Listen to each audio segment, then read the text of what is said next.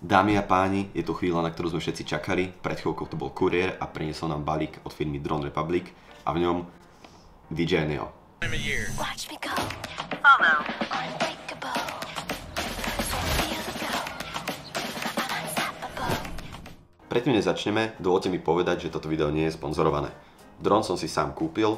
To, že som si ju kúpil z Drone Republic, spomínam len preto, lebo s týmto obchodom mám veľmi dobré skúsenosti a vždy vyhoveli môjim požiadavkám. Čiže nie som za to platený a tiež nie som platený za to, čo poviem ohľadom drona, čiže DJI ma nesponzoruje. Teda zatiaľ. No teraz už poďme na samotné video. Predstavenie dronu som už natočil v samostatnom videu, odkaz máte tu alebo tu. A to znamená, že v tomto videu nebudeme rozoberať parametre dopodrobna. Budeme sa pozerať na funkcie ako také. A začneme rovno s krabicou. Ak si dobre spomínate, tento dron je kategorizovaný ako dron C0, to znamená v podstate hračka, s ktorou môžu lietať aj deti. No keď sa pozrieme na krabicu, vidíme, že dron je určený len pre pilotov starších ako 16 rokov. Ale stále jedná sa o dron kategórie C0 a to znamená, že vám vznikajú nejaké úľavy v byrokracii.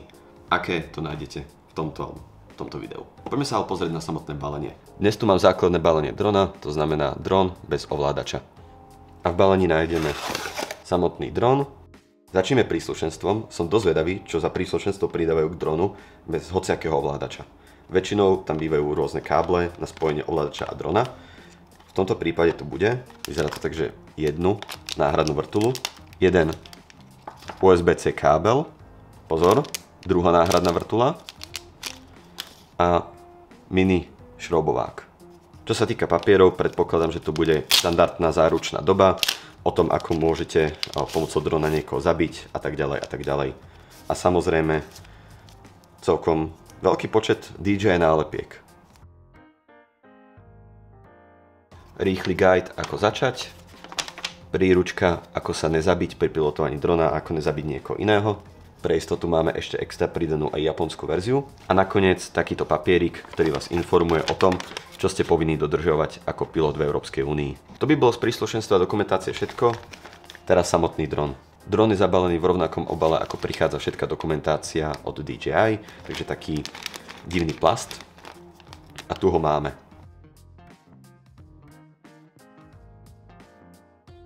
Na drone sa zo spodu nachádzajú dva senzory plus tlačidlo na odobratie batérie. Z vrchu sa na drone nachádzajú dve tlačítka.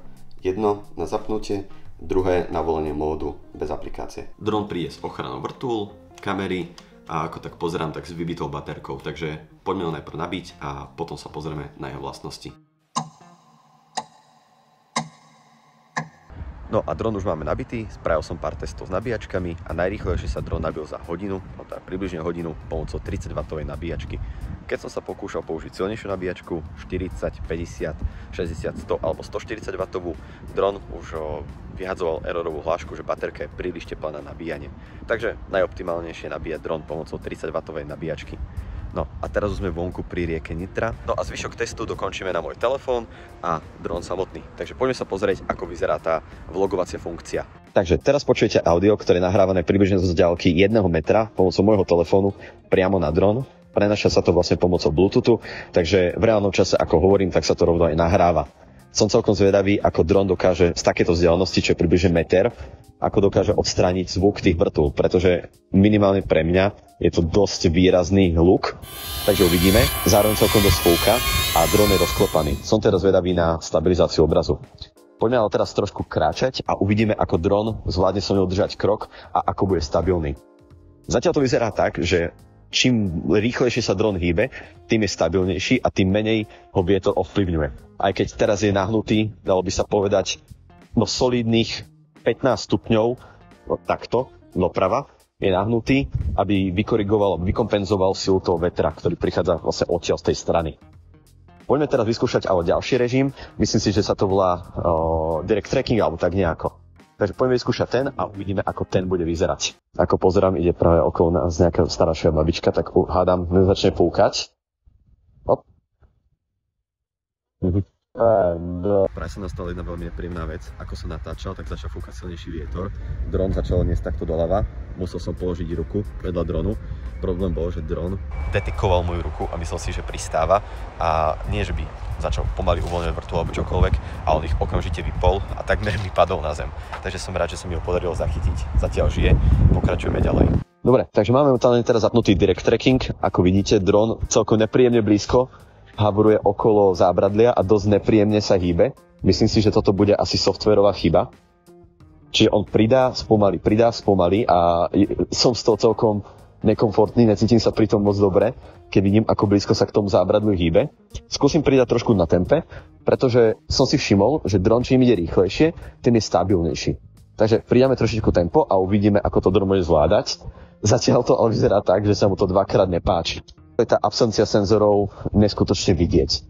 Dron nemá v podstate akékoľvek bezpečnostné funkcie a takmer každú chvíľku havaruje.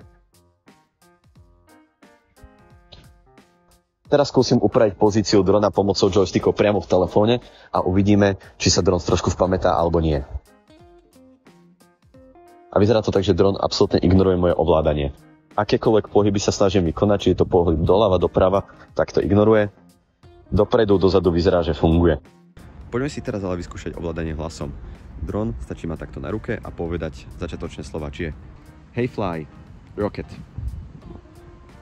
Táto fráza by mala aktivovať režim raketa, to čo sme zvyknutí z rôznych ostatných DJI dronov, ale vyzerá, že nič sa nedeje. Pravdepodobne treba mať otvorenú DJI aplikáciu, takže ideme to skúsiť s DJI aplikáciou. Hey fly, rocket.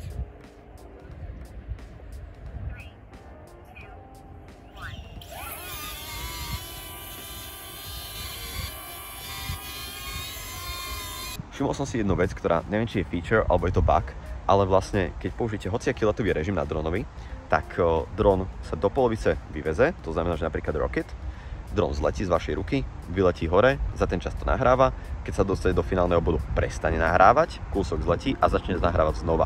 A potom tesne pred pristátím prestane nahrávať. Nerozumiem, prečo je to tak spravené, možno to naozaj len softwarová chyba.